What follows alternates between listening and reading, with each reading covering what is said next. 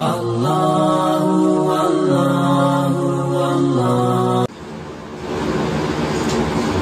لله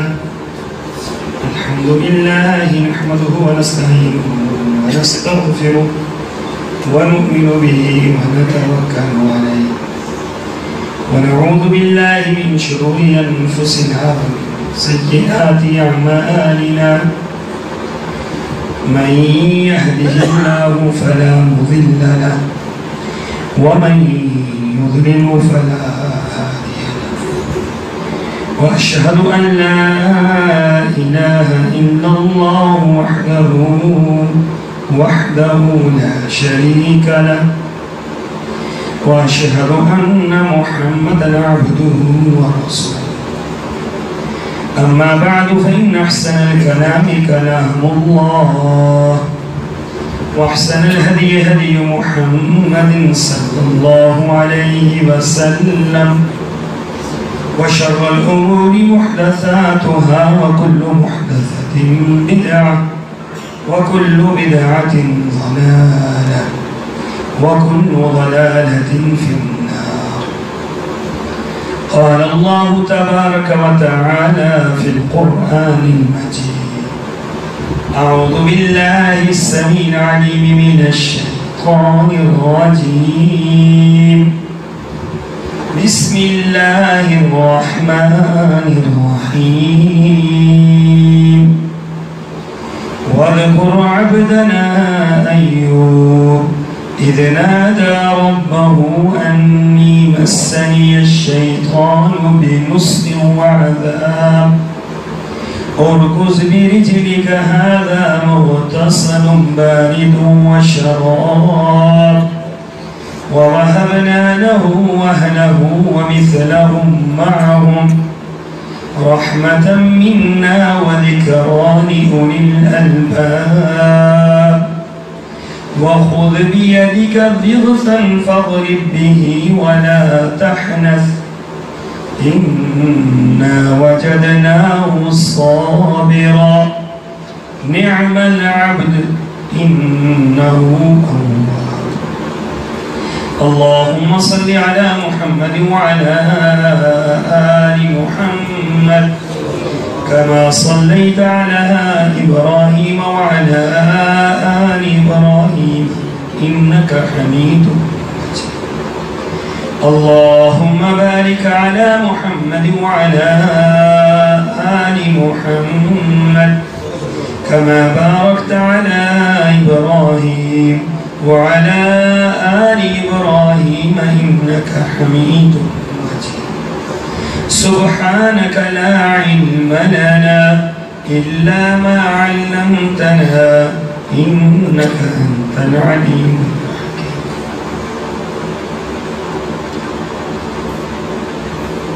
اور ہمارے بندے ایوب کا ذکر کیجیے کہ جب انہوں نے اپنے رب کو پکارا کہ مجھے شیطان نے سخت تکلیف اور عذاب میں ڈال دیا ہے، تو ہم نے انہیں حکم دیا کہ اپنا پاؤں زمین پر مارو. یہ ہے ٹھنڈا پانی نہانے کے لیے اور پینے کے لیے، اور ہم نے انہیں ان کے اہل و عیال عطا کیے اور اپنی مہربانی سے ان کے ساتھ اتنے اور بھی عطا کیے. اور یہ اہل عقل و خرد کے لیے ایک نصیحت ہے.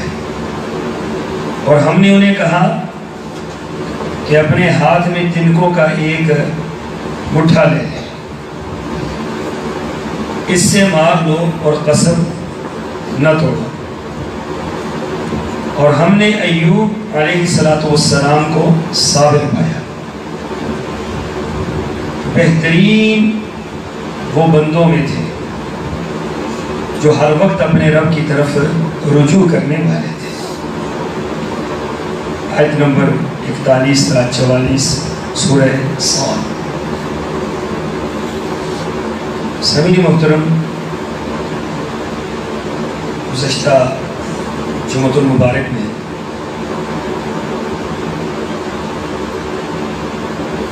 میں نے یہ بات عرض کی تھی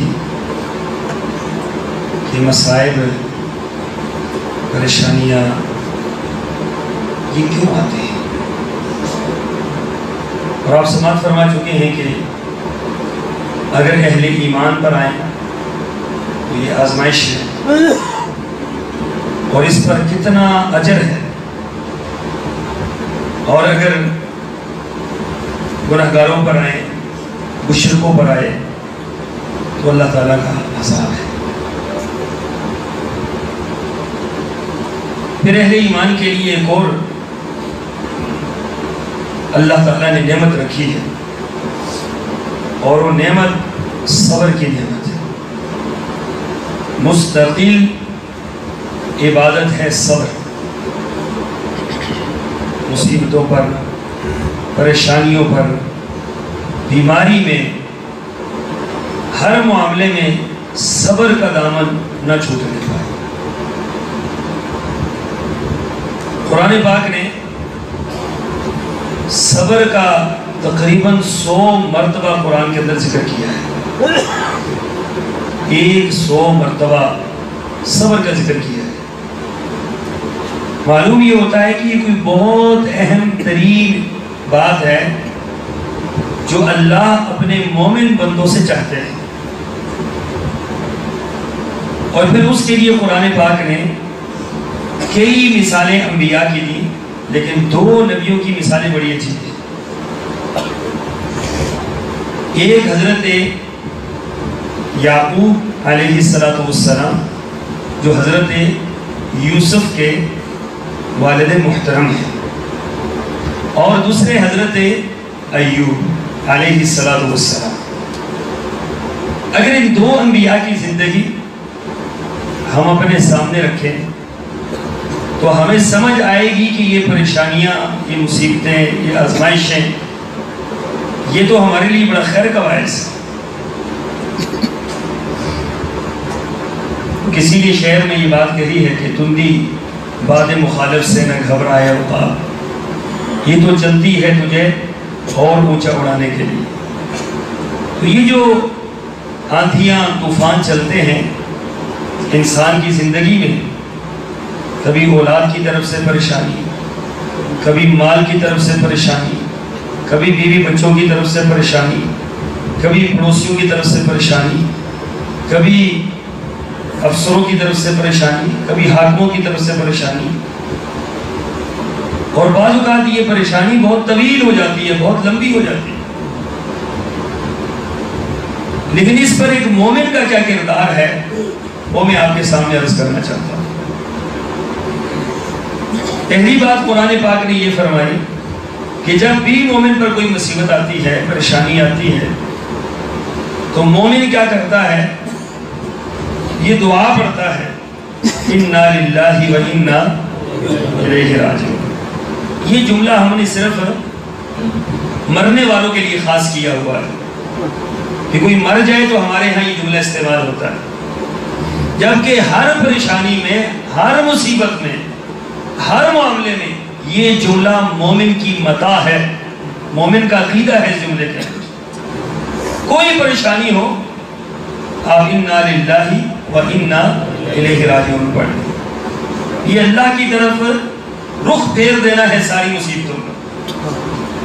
کہ آپ کو پریشانی آئی، پہاڑ ٹوٹ گیا آپ پر غم کا، اور آپ نے اس غم اور اس پریشانی میں کس ذات کو پکارا اور کس طرف نسبت کی اور اپنا کیا عقیدہ آپ نے ظاہر کیا، یہ اس کے اندر اللہ تعالیٰ نے بیان کر دیا۔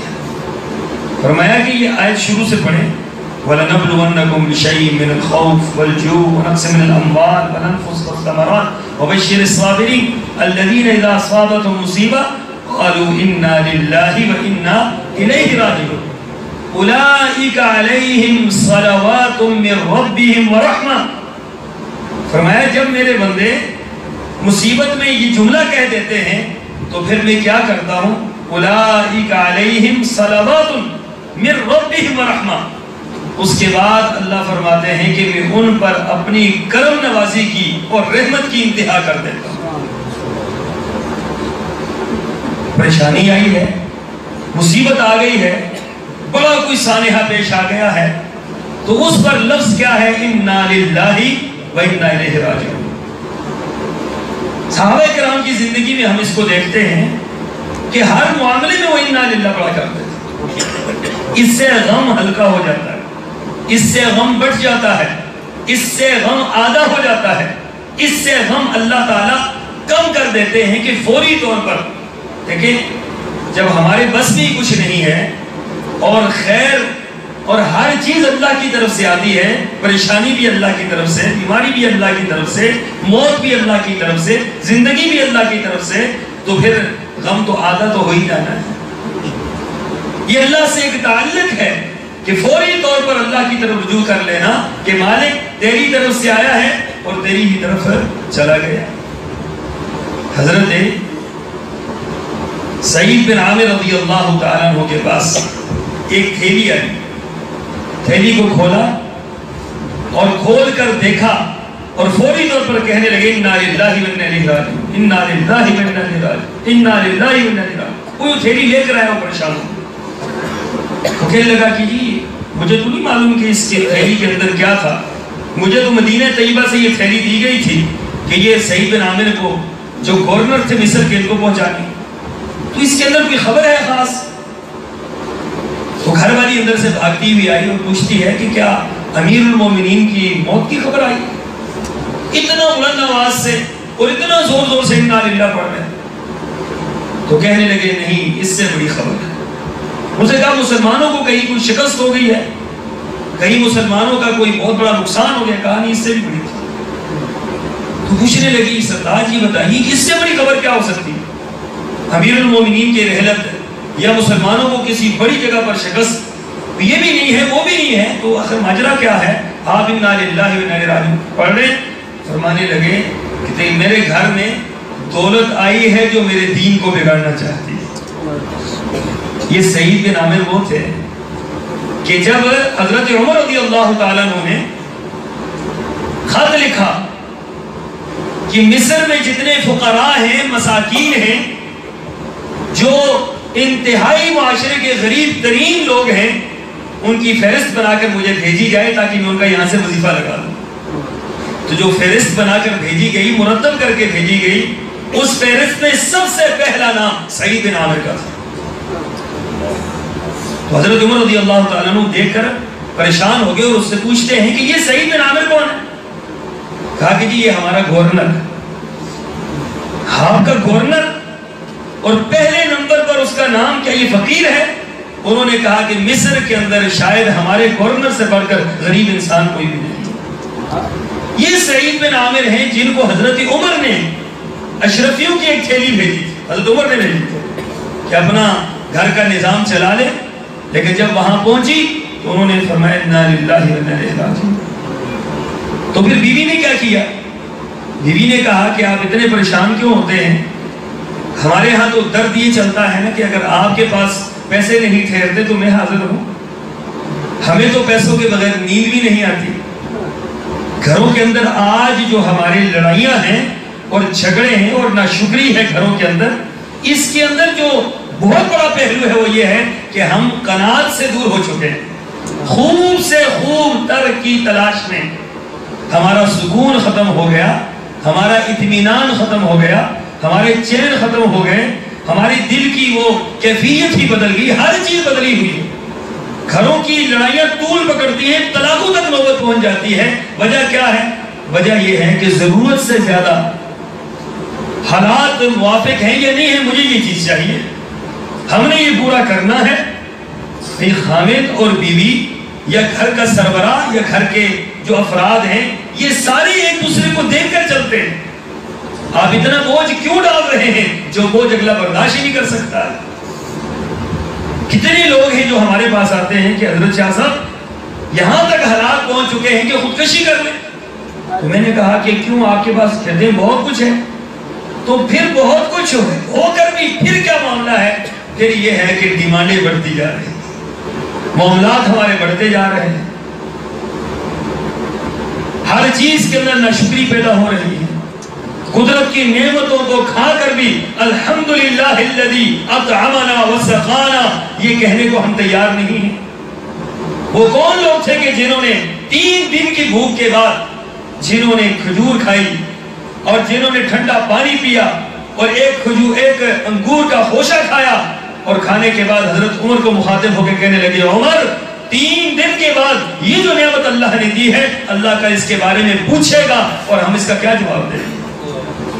تجھے دن بھر نعمتوں میں اور 3 ٹائم مختلف قسم کے کھانے اور مختلف قسم کی چیزیں سامنے رکھی ہیں، اور پھر بھی اللہ کی ناشکری، پھر بھی بے صبری ہے۔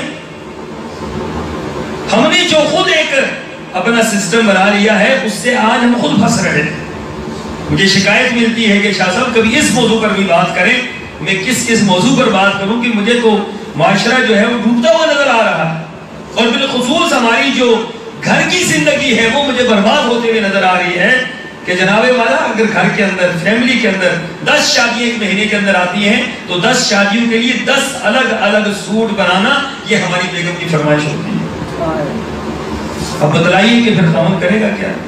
چوری کرے گا، دھاکہ مارے گا، پھر ٹینشن کا شکار ہوگا، بلڈ پریشر ہائی ہوگا، شوگر اس کو ہوگا، 100 بیماریاں لگیں گی۔ یہ ہمیں ہے کیا ٹینشن ہے؟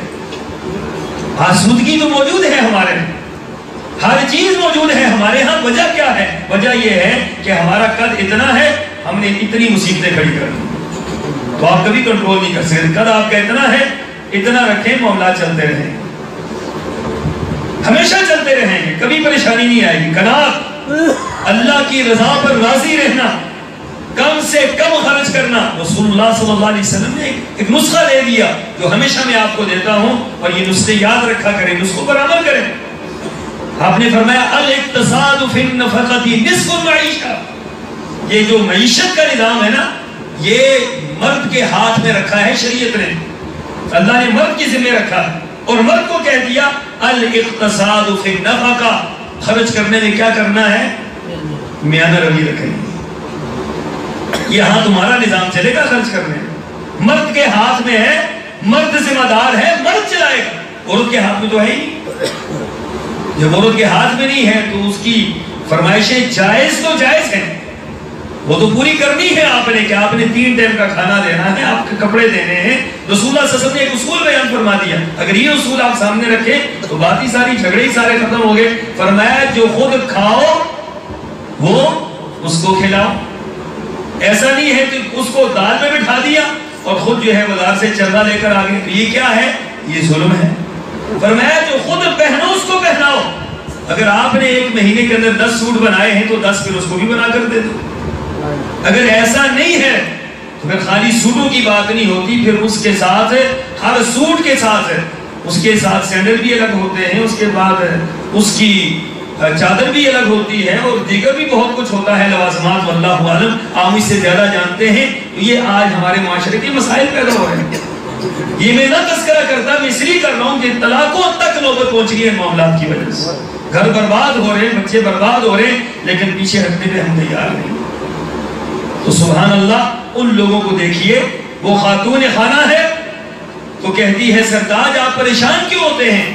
کہا پھر کیا کریں، یہ جو اشرفیوں کی تھیلی آئی اس کا کیا کریں؟ اور دلچسپ بات یہ ہے کہ 1 ہفتے سے گھر کے اندر کھانا موجود نہیں ہے۔ سعید بن عامر کے گھر گورنر، مصر کے گورنر، 1 ہفتے سے گھر کے اندر کھانا موجود نہیں ہے۔ اشرفی آئی ہے تھیلیوں کی، اب تو چاہیے تھا نا کہ کچھ سامان ہی لے لیتے گھر کا، تو بیوی کو کہتے ہیں کہ میں تو پریشان ہوں، تو بیوی نے کہا پریشان ہونے کی کیا ضرورت ہے، آئیں دونوں چلتے ہیں فلاں محلے کے اندر، وہاں غریب اور مساکین اور بیواؤں میں خرچ کر دیتے ہیں۔ گئے اور دونوں ہاتھوں سے ایک اشرفی ان کو خرچ کر کے واپس آئے اور کہنے لگے اللہ تیرا لاکھ لاکھ شکر ہے کہ تو نے مجھے یہ توفیق عطا فرمائی، عرصہ ہو گیا تھا میں نے غریبوں اور مساکین پر خرچ نہیں کیا تھا، آج تو نے دیا ہے میں نے اللہ کے نام پر دیا۔ یہ وہ لوگ تھے جن کے ہم پیروکار ہیں، جنہوں نے ہر لحاظ سے زندگی کو اس طرح بنایا کہ فخر محسوس ہوتا ہے۔ آج ہم 1400 سال بعد تذکرہ کر رہے ہیں سعید بن عامر کا، تو بات سمجھ آ رہی ہے کہ کتنی بڑی قربانی تھی ان کی۔ تو اللہ کے بندو، اپنی زندگی کے اندر اعتدال پیدا کریں، یہ پریشانیاں ہماری اپنی بنائی ہوئی ہیں. ایک بیماری وہ ہے, ایک پریشانی وہ ہے جو اللہ کی طرف سے آ گئی ہے, اس پر تو ہے ہی صبر ہے. ایک وہ ہے جو ہم نے خود کر لی, جو ہم نے خود بنا لی ہے, جو ہم نے خود اپنے سر پر سوار کر لی ہے. یہ پورا ایک موضوع ہے الگ, اس پر بہت باتیں ہو سکتی ہیں, لیکن خدا نہ اس کو کنٹرول کرو. اپنے گھروں کے اندر صبر کا درس دیں کہ جو لائیں اس پر قناعت کرو. حضرت ابراہیم علیہ السلام جو جد الانبیاء ہیں, اپنے بیٹے کے گھر میں گئے, صحیح بخاری کی روایت, بیٹا موجود نہیں ہے. حضرت اسماعیل جا کر وہاں اپنی بہو سے حال احوال لیا, بہو سے پوچھا کیا حالات ہیں, کیا معاملات ہیں. بہو نے کہا کہ کچھ بھی نہیں ہے, بڑے حالات خراب, بڑے معاملات خراب, مولوی صاحب ہیں, جاتے ہیں واپس آ جاتے ہیں, بس ہے ہی کچھ نہیں. حضرت ابراہیم پریشان ہو گئے. اب یہ آج ہمارے حالات ہیں کہ ہمارے گھروں کے اندر شکر کا کلمہ نہیں ہے, خیر کا کلمہ نہیں ہے, اللہ کی تعریف نہیں, اللہ کی توصیف نہیں ہے, تو پھر اللہ کی رحمتیں کہاں سے آئیں گی؟ جب کھا کر ہم شکر ادا نہیں کرتے تو پھر اس کے بعد کیا ہونا ہے؟ لئن شکرتم لأزیدنکم ولئن کفرتم ان عذابی لشدید. کرو شکر, اللہ کی قسم ہے آزمودہ نسخہ ہے زندگی بھر کا, دال کھا کر شکر ادا کرو, اگلے وقت میں اللہ اس سے بہترین اور اعلیٰ ترین چیز عطا کرے. اور کفران نعمت کرو, اگلی مرتبہ یہ بھی اللہ چیز دے. یہ اللہ کا قرآن کہہ رہا ہے لئن شکرتم لأزیدنکم. تو کہا کہ کیا صورتحال ہے, بڑے حالات خراب. اپنے گھر والوں کی تربیت کریں, خبردار زبان سے کبھی کوئی ایسا جملہ نہ نکلے جس سے اللہ ناراض ہو جائے. اچھائی کا جملہ, خیر کا جملہ, بھلائی کا جملہ, ہمیشہ زبان پر اچھے کلمات, الحمدللہ الحمدللہ, کچھ بھی ہے الحمدللہ, جو کچھ ہے الحمدللہ, اس سے بڑھ کر کیا نہیں. تو کہا پوچھا کیا حالات ہیں, بڑی پلندہ کھول دیا پورے کا پورا کہ جناب حالات ہی بڑے خراب. جاتے ہوئے کہہ کر گئے کہ اسماعیل آیا, اس کو سلام کہنا اور اسے کہہ دینا کہ اپنے گھر کی چوکھٹ بدل دے. اللہ کے بندوں کتنا بڑا درس ہے اس کے اندر کہ عورت اگر گھر کے اندر ایسی ہو, رائے مرد بھی ایسے, آپ کسی کو پوچھ کے دیکھ لیں پھر دیکھیں حالات کیا ہیں کیا نہیں. ہم تو برس پڑھتے ہیں, اس نے فلاں قرآن نے یہ کر دیا, بھوکے مر گئے. اللہ کے بندوں اتنی ناشکری اور اتنی بے صبری. آتے ہیں حالات, مسائب آتے ہیں, پریشانیاں آتی ہیں, بادشاہ فقیر ہو جاتے ہیں.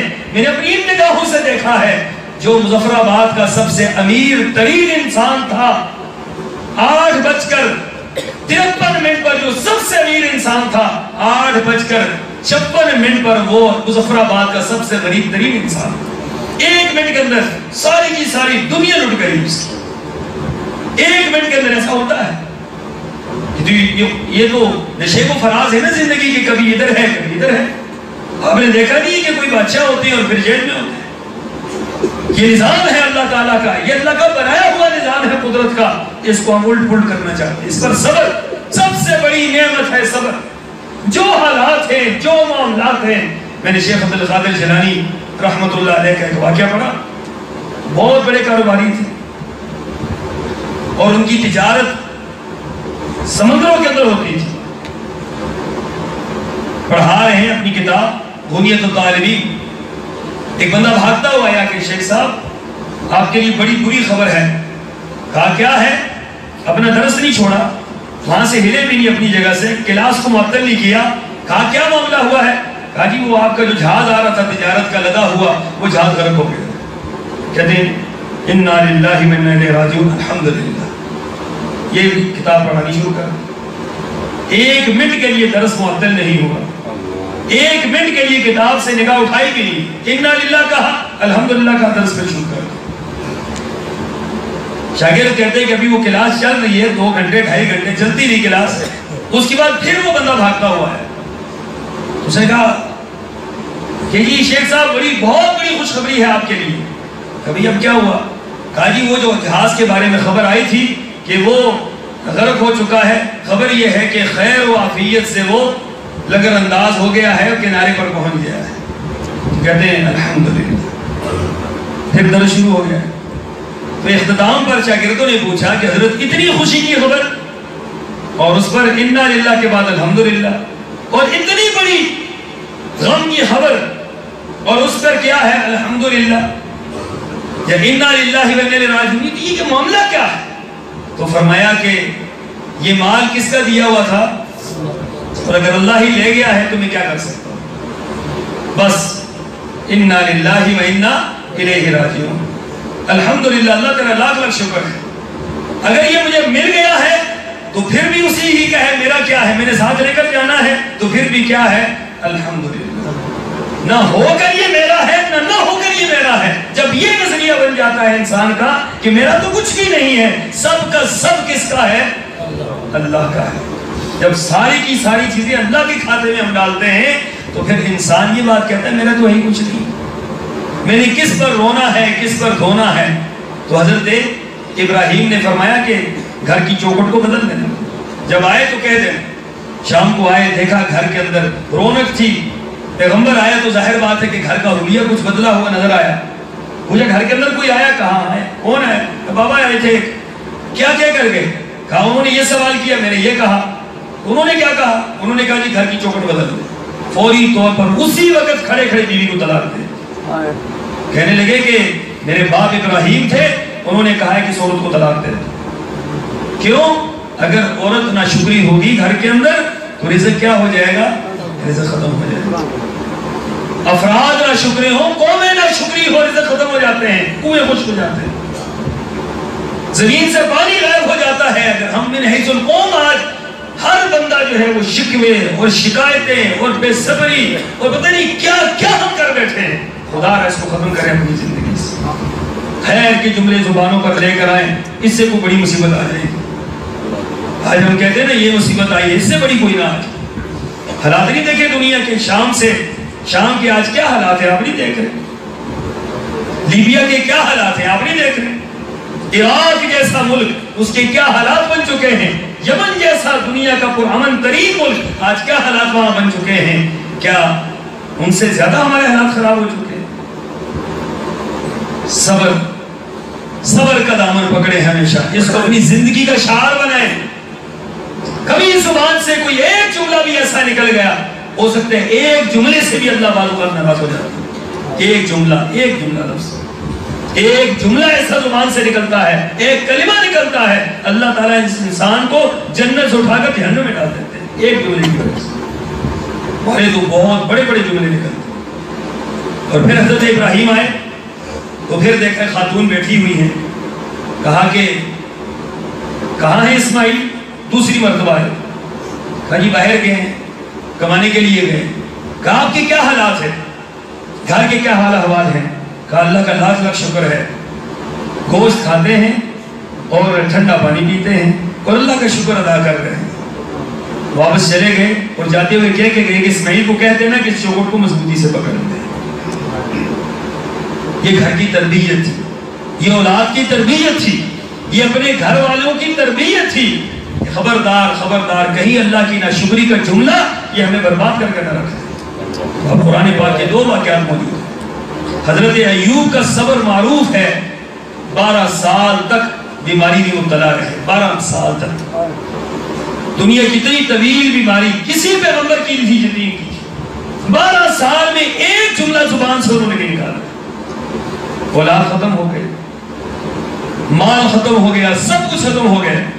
قرآن پاک کیا فرما رہا ہے کہ پھر اللہ تعالیٰ سے دعا کی 12 سال کے بعد، اور دعا بھی ایسی، سبحان اللہ، اس دعا کو آپ اگر پڑھ لیں تو آپ حیران ہوں گے۔ سورہ انبیاء کی یہ دعا ہے، وَأَيُّوبَ إِذْ نَادَىٰ رَبَّهُ أَنِّي مَسَّنِيَ الضُّرُّ وَأَنتَ أَرْحَمُ الرَّاحِمِينَ۔ واضح دعا نہیں ہے کہ اللہ بیماری ہے، مشکلات ہیں، پریشانیاں ہیں، کتنا عرصے سے، ایسا نہیں ہے۔ صرف یہ جملہ ہے، اے اللہ مجھے تکلیف پہنچی ہے اور تو رحم کرنے والوں میں سب سے زیادہ رحم کرنے والا ہے۔ جملہ دیکھیں، یہاں پر بھی شکایت نہیں، الفاظ کے اندر بھی شکایت نہیں، دعا کے اندر بھی شکوہ نہیں۔ دعا بھی کیسی ہے؟ دعا کے اندر تضرع بھی ہے، عاجزی بھی ہے، رب کے سامنے اپنی بات پیش کرنے کا انداز بھی ہے، لیکن شکوہ دعا کے اندر بھی موجود ہے۔ تو اللہ تعالیٰ نے کیا فرمایا؟ فَاسْتَجَبْنَا لَهُ فَكَشَفْنَا مَا بِهِ مِن ضُرٍّ وَآتَيْنَاهُ أَهْلَهُ وَمِثْلَهُمْ مَعَهُمْ رَحْمَةً مِّنْ عِندِنَا وَذِكْرَىٰ لِلْعَابِدِينَ۔ فرمایا کہ ہم نے ان کی دعا کو سن لیا، ہم نے قبول کر لیا، ہم نے ان کی بیماری ختم کر دی، ان کی پریشانیاں ختم کر دی۔ وَآتَيْنَاهُ أَهْلَهُ وَمِثْلَهُمْ مَعَهُمْ، فرمایا کہ جتنے پہلے تھے، جتنی اولاد پہلی تھی، جتنا مال پہلے تھا، اس سے ہم نے دگنا ان کو عطا کر دیا۔ یہ صبر کر کے دیکھیں، یہ صبر کر کے دیکھیں، اللہ تعالیٰ دگنا عطا کرے گا۔ یہ قرآن کے الفاظ ہیں اور کسی ایک بندے کے لیے خاص نہیں ہے، ہر صبر کرنے والے کے لیے اللہ نے یہ ساری نعمتیں رکھی ہیں کہ اللہ تعالیٰ آپ کو دگنا دے گا۔ ایک چیز چلی گئی، اس کی کئی مثالیں رسول اللہ صلی اللہ علیہ وسلم کے مبارک زمانے کی موجود ہیں، جو میں اگلے جمعے میں آپ کو بتلاؤں گا انشاءاللہ کہ آپ اگر صبر کریں تو صبر پر آپ کو کس قدر چیزیں ملیں گی اور فوری طور پر ملیں گی، اور ساتھ ساتھ اللہ کی رضا اور اللہ تعالیٰ کی رحمت اور اللہ تعالیٰ کی طرف سے جنت کا فیصلہ یہ بھی ہمارے حق میں ہوگا۔ اللہ مجھے اور آپ کو عمل کی توفیق عطا فرمائے۔ وآخر دعوانا ان الحمد للہ رب العالمین۔